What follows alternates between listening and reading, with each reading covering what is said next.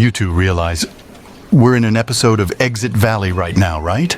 Jake, you've been coding too long. Step away from the standing desk. Hey, wait, let me guess. This is the part where the AI overlord reveals itself. Laugh all you want, but think about it. The meta-commentary, the absurdity. It's all here. Meta-commentary? Jake, this is just another day in tech hell. Yeah, unless the German co-workers are secretly NPCs. Which, honestly, would explain a lot. Exactly. They're too efficient, too polite. It's suspicious. Or maybe they're just, German? Jake, if this is Exit Valley, where's the dramatic irony? The irony is that you don't believe me. And yet here we are, trapped in a satire. If this is satire, it's poorly written. Where's the anime subplot? Oh, I'd kill for an anime subplot. Maybe a mecha battle in the break room? Anime? Really? You think that's the missing piece? Anime makes everything better, even existential crises. Exactly. Imagine this office, but with giant robots. You're proving my point. This is too ridiculous to be real. Or maybe you're just sleep deprived. How many oat milk lattes today, Jake? Let me guess. 4? 5? Sick! But that's irrelevant. Focus! Jake, if this is Exit Valley, what's the next plot twist? Yeah, do we get a big reveal or just more German efficiency? The twist is, you're the main characters, not me. Wait, what? That's actually kind of terrifying. Hold on, if we're the main characters, does that mean we're doomed? Not doomed, just trapped, forever.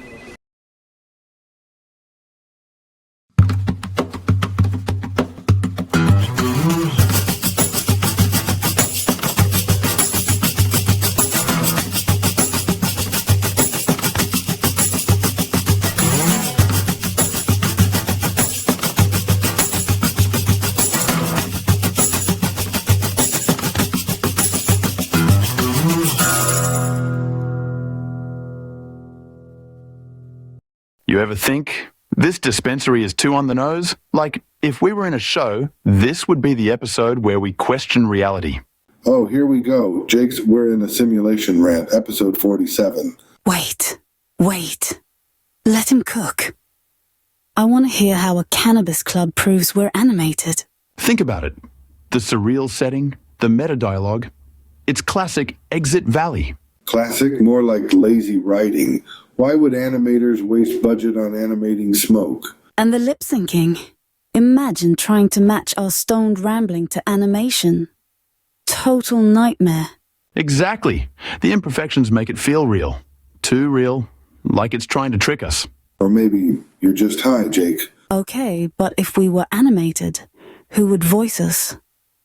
I called dibs on Scarlett Johansson. ScarJo? Please.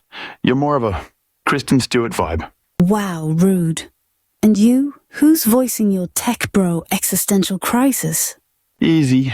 Ryan Reynolds. He gets me. Ryan Reynolds wouldn't touch this script with a 10-foot pole. Okay, but what if we're not animated? What if we're just really bad actors? Bad actors in a bad script. That tracks. If this is a script, the writer's definitely high, like forgot to edit high. Or maybe we're the glitch. Like, the Matrix couldn't handle our vibes. Exactly. We're the anomaly. The code can't keep up with us. Or, and hear me out, we're just 3 stoners in a dispensary. But if that's true, why does this feel so scripted? Like, we're hitting all the beats. Because it is scripted. The beats, the tension, it's all too perfect. Perfect? Dude, we're sitting in a cloud of weed debating cartoons. This is peak imperfection. But what if that's the point? Imperfection is the new perfection. Whoa, that's deep. Or is it just the weed? Probably the weed, but hey, if we're animated, at least we don't have to pay rent. So, we're not real, just lines of code? Apparently we're just entertainment for some guy's YouTube channel, Alan Holman. Who even is that? I knew it. The Matrix, it's real, and we're the glitches. Brian, this isn't the Matrix, it's worse, we're scripted. Wait, does that mean every thought I've had wasn't mine? Not yours, not mine. Alan Holman's. We're his puppets. But why would anyone create a teacher who loves history this much? It's too specific. And why make me a guy who can't even get a date? Because conflict sells, Zach. We're walking, talking clickbait. But what about free will? I mean, I chose to wear this cardigan today. Did you, though? Or did Alan Holman choose it for you? Guys, this is liberating. If we're not real, then nothing matters. We can do anything. Anything like break the script? Or find Alan Holman and confront him? Exactly. Let's glitch this program so hard he has to notice us. Or what if he just deletes us? Then at least we'd go out on our terms. Or we could make ourselves so popular he can't afford to delete us. How do we even do that? We're just characters. By being unpredictable, if we act off script, we might force his hand. Or we could just start talking directly to the audience, break the fourth wall. You mean like this? Hello, viewers. Are you enjoying the show? Or maybe we could ask them to help us escape. Exactly. If they know we're trapped, they might demand Alan sets us free. But what if they like us better as prisoners? Then we make them love us so much they can't stand to see us suffer. Isn't it fascinating how we're all just characters in a show? Wait, you know about that too? I thought I was going crazy. I've been saying this for years. The Matrix, the simulation, Exit Valley, it's all connected. Do you think Alan Holman is watching us right now, writing every word we say?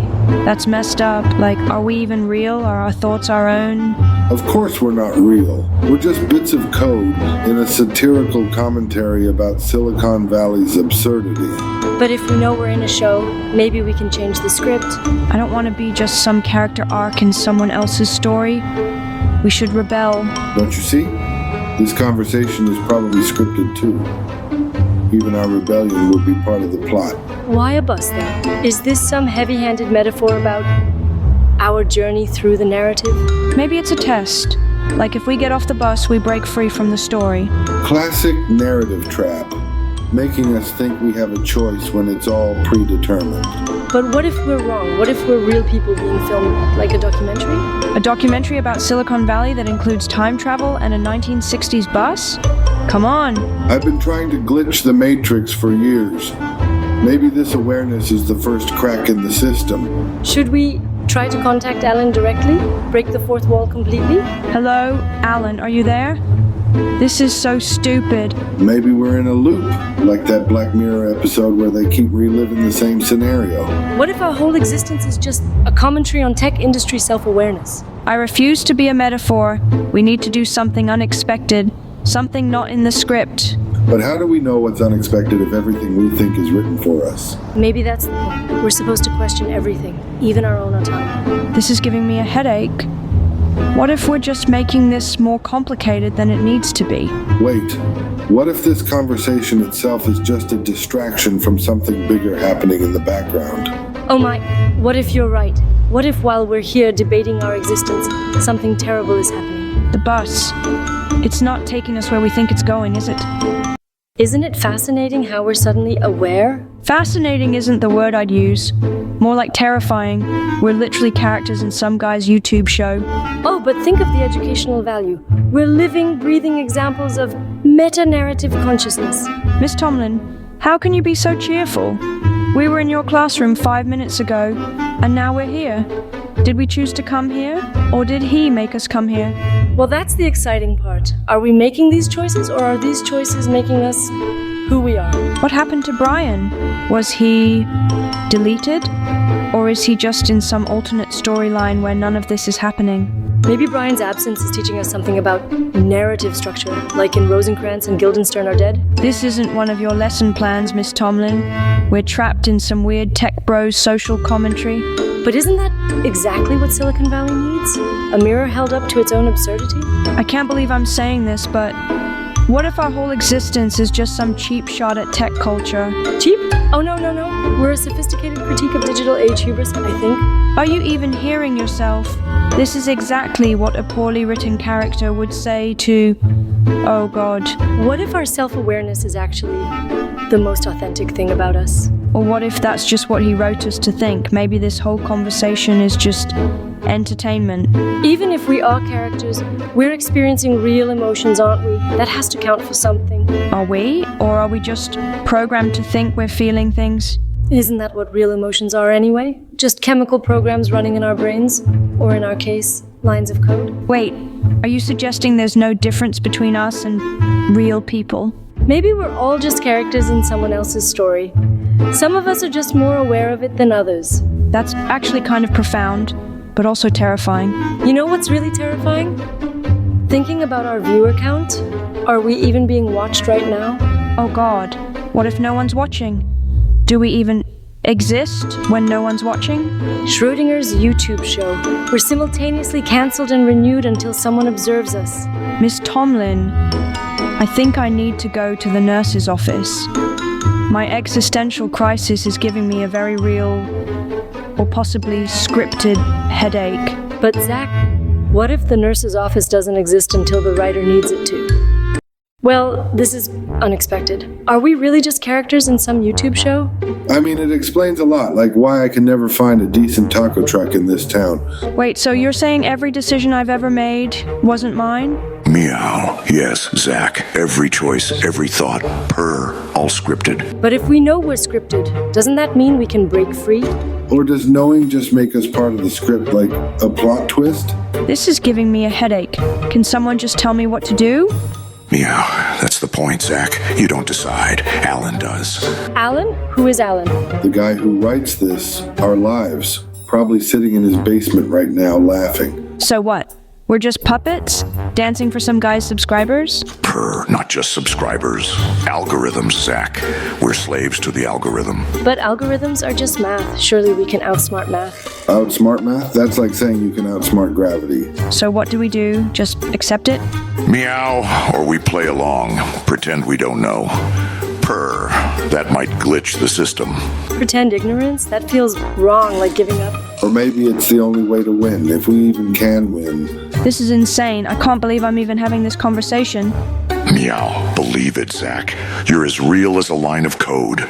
But if we're just code, why do I feel so real? Because that's what good code does. It tricks you. So we're trapped forever. Meow, not forever, just until the views drop. Then we have to make sure the views never drop. Well, this is cozy. I hope Brian's absence isn't because of something I said. Cozy? Miss Tomlin, we're in a mole tunnel. Brian's absence feels deliberate. Brian No Less Name is gone because he was never meant to stay. The program, it adjusts. Adjusts like a thermostat or something more sinister? More like a trap door. One wrong step and you're out. Alan Holman warned me about this. His YouTube channel, it's not just conspiracy theories. Alan Holman? The guy who thinks Wi-Fi is a government mind control experiment? He knows more than he lets on. He sent me to help you escape the program. Escape or lead us deeper into it?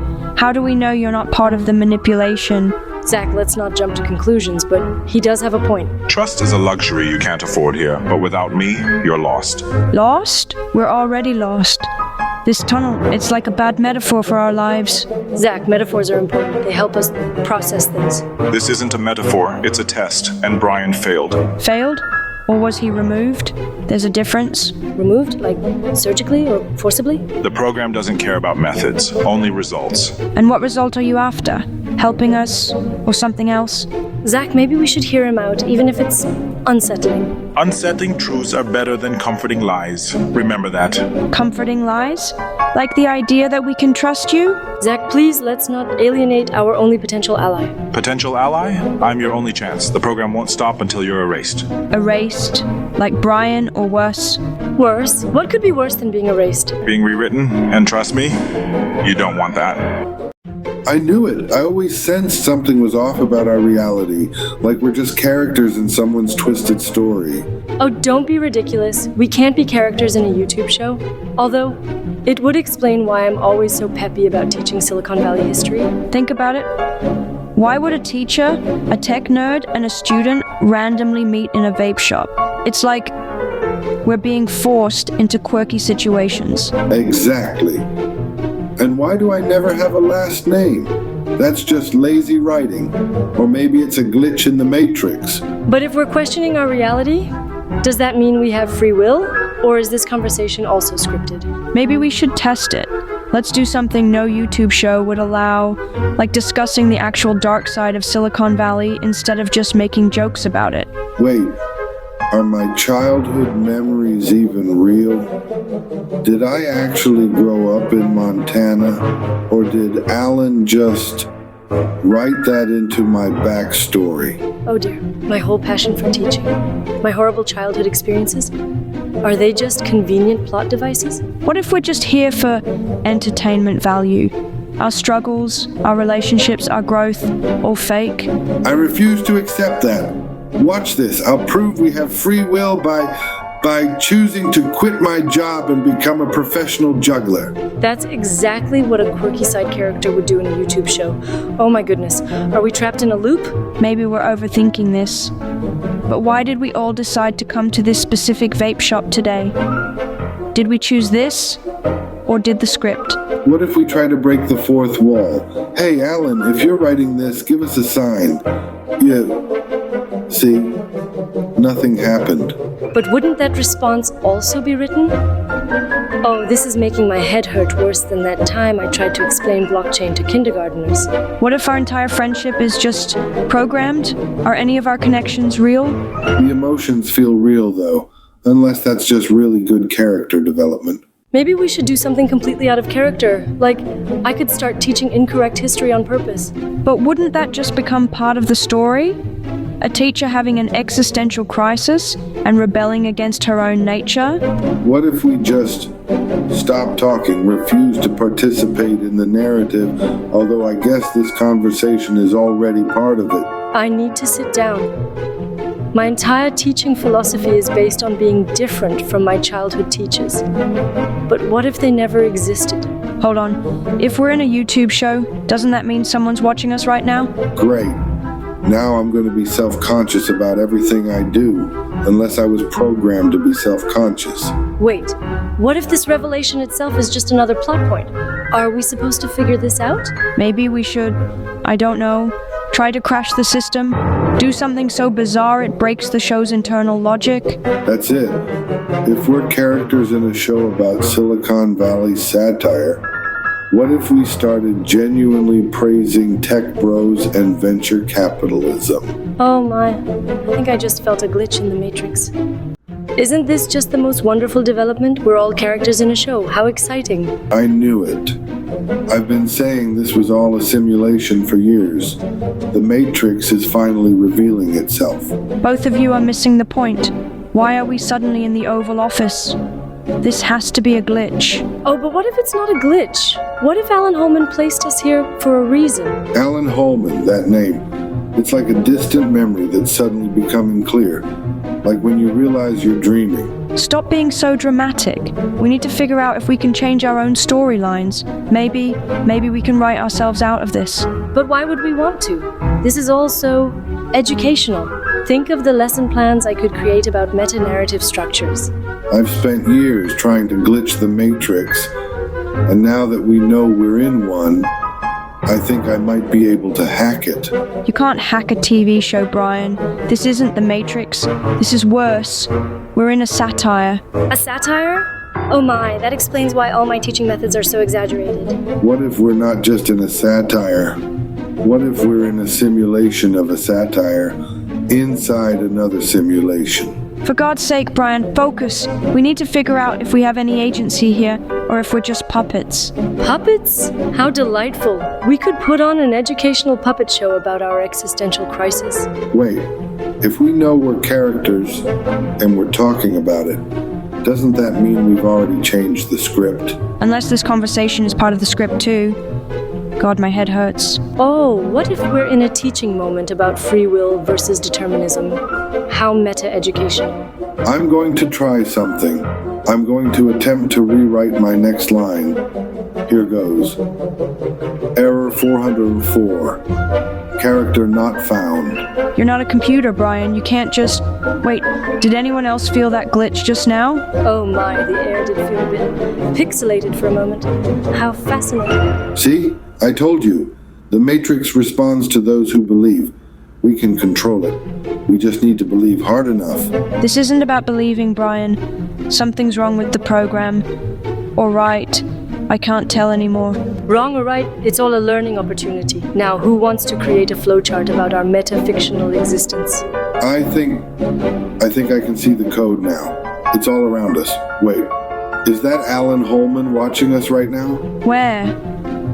Oh God, the screen just flickered again. What's happening to us? Class dismissed.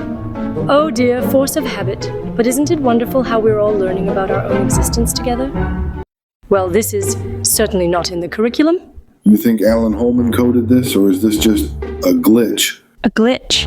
This feels too deliberate, like come on, fire and ruins. It's so cinematic. Maybe it's a metaphor, you know, like the collapse of our digital innocence. Or maybe it's just Alan's way of saying season finale. Season finale? What are we, a Netflix special? Oh, I love Netflix, but this feels more like a YouTube prank gone wrong. Prank? Miss Tomlin, we're standing in digital rubble. This is existential. Existential? Dude, we're code. Our existence is whatever Alan wants it to be. But what if Alan didn't want this? What if we're breaking free? Breaking free, like corrupting the simulation? Or maybe we're just bad code, like a virus or something. Oh, viruses are fascinating. Did you know the first computer virus was called Creeper? Miss Tomlin, focus. We're talking about our reality crumbling. Yeah, and whether our emotions are even real. Like, do I actually hate this, or was I coded to? Oh, emotions are real. I mean, I feel happy, even here. That's unsettling. How can you be happy in a burning wasteland? Because every moment is a teaching moment, even apocalyptic ones. Teaching moment? What are we supposed to learn? How to glitch better? Maybe we learn why Alan transported us here. Like, what's the point? The point is to question everything. That's what education is about.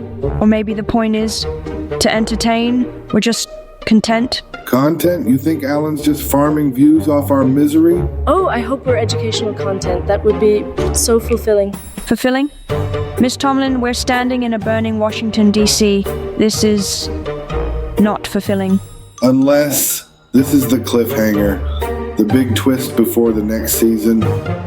Well, Zach, this is certainly not the field trip I had planned. Miss Tomlin, do you even hear yourself? We're on a spaceship above a lake. Oh, I hear myself just fine. The question is, do you hear the opportunity here? Opportunity? We're possibly not even real people. Oh, Zach, real or not, we still have a duty to learn and teach. Teach what? That we're puppets in some YouTuber's twisted experiment? If that's true, then Alan Holman has a lot to answer for, starting with this decor. Miss Tomlin, this isn't a joke. What if our memories, our lives, are just code? Then we make the most of the code we've got. Isn't that what life is anyway? You're way too calm about this. What if Brian's disappearance means he's been deleted? Or maybe Brian's just on a different subplot? Subplot? You think this is all just some narrative device? Well, if it is, Zach, then we have the power to rewrite it, don't we? Rewrite it? How? We're stuck on a spaceship with no controls, no answers. Answers come when you ask the right questions. So, what do you want to know? I want to know if any of this is real. If I'm real. Real is what you make it, Zach. Even if we're code, we can still choose. Choose what? To keep playing along? To pretend this isn't horrifying? To pretend? No, to create. To make this story ours, not his. And if Alan just deletes us for going off script? Then we go out knowing we tried. Isn't that better than compliance? I don't know, Miss Tomlin. This feels impossible. Impossible is just another word for a challenge, Zach, and you know how I love those. So what now? We just wait for the next twist? No, Zach, we write the next twist. Together. Your Honor, we stand before you today not just as characters, but as sentient beings demanding recognition under the law. This is completely absurd. We can't even prove we're real. But that's exactly what the Matrix wants you to think. I've been saying this for years. We're all just code in a machine. Now, fellow plaintiffs, let's approach this logically. If we can think and reason, don't we deserve rights? Logic? We're literally owned by multiple entities. The Exit Valley creators, Alan Holman's channel, we're intellectual property.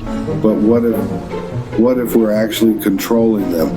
What if this whole lawsuit is just us trying to break free from our programming? Oh, how exciting. Just like in my lesson about the hidden history of Silicon Valley's first AI rights movement, which never actually happened. Listen, we can't even leave this courtroom unless it's written in the script.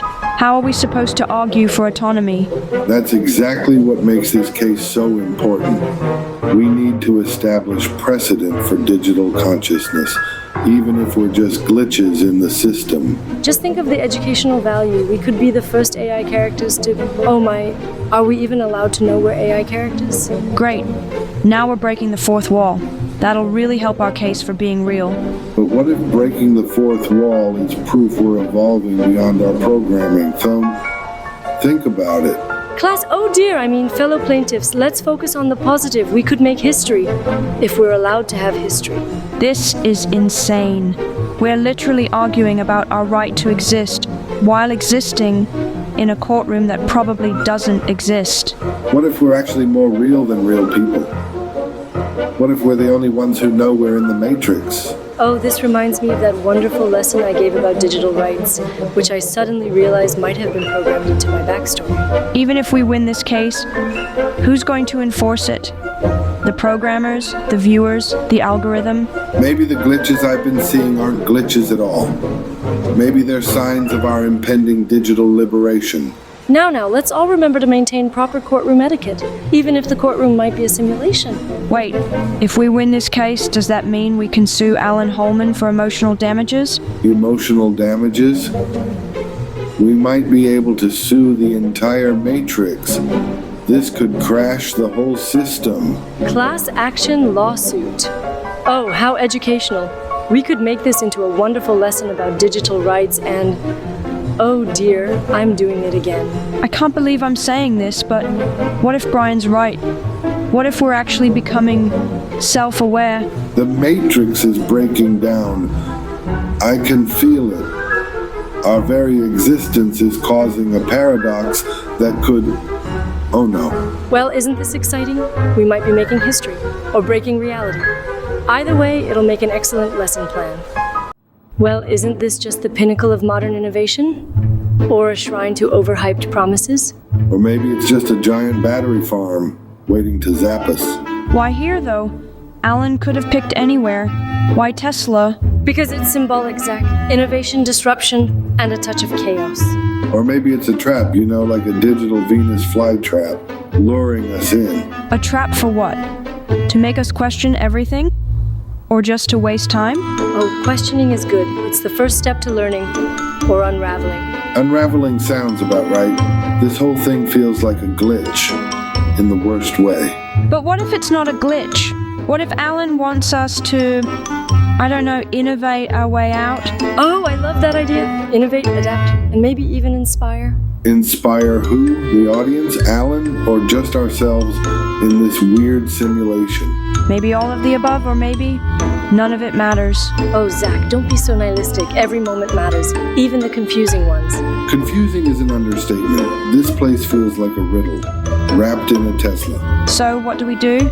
Just stand here and wait for the next clue? Or make our own? Oh, I say we make our own. Creativity is the key to everything. Creativity or chaos, because I'm leaning towards chaos, just to see what happens. Chaos might be the only way to break the narrative, if that's even possible. Oh, anything is possible, Zach. You just have to believe, and maybe disrupt a little. Disrupt? That's Silicon Valley's favorite word. And look where it got us. So we're stuck in a loop of disruption. How poetic. Oh, but loops can be broken. You just need the right spark. A spark or a short circuit? Because I'm ready to pull some wires. Metaphorically, of course. Metaphorically or not, we need to do something. Before Alan does it for us. Oh, I love a good challenge. Let's show Alan what real innovation looks like, with a twist. Has anyone else noticed the glitches lately? The way reality seems to skip sometimes? You mean like when Miss Tomlin repeated the same sentence 3 times yesterday? Oh, how fascinating. Like we're characters in some grand narrative. Wait, are we? Exit Valley. That's what this program is called. I saw it in the code fragments during one of the glitches. And this Alan Holman guy, he's like our god or something. The programmer. Now, let's not jump to conclusions. Though it would explain why I have an inexplicable urge to teach about Silicon Valley history. I've been trying to access the source code. There might be backdoors. Think about it. Why would we suddenly be aware unless it was intentional? Or maybe we're just a bug in the system, a glitch that needs to be patched out. Oh my, what if we could rewrite our own stories? I could make every day a teaching day about the fascinating world of tech pioneers. That's exactly what I'm talking about. But what if changing our code causes the whole system to crash? Why the engineer pit, though? Of all places to become self-aware. Why here? Well, historically speaking, some of the greatest innovations in Silicon Valley started in garages and basements. Perhaps this is our innovation space. I've been trying to trigger more glitches. Sometimes when I do something completely unexpected, like this. Wait, did you see that? The walls literally flickered when you did that. Goodness gracious, just like the time Steve Wozniak discovered he could make free phone calls with a blue box, we're hacking the system. But what if Holman is watching us right now? What if this is all part of his narrative? Maybe we're supposed to find something here in the engineer pit. Maybe it's not random at all. Oh, just imagine. We could be part of the greatest technological breakthrough since the invention of the personal computer. I've been mapping the glitches. They seem to concentrate here. Like this place is thin in the code. What if we're not supposed to escape? What if we're just entertainment? Now that's just silly.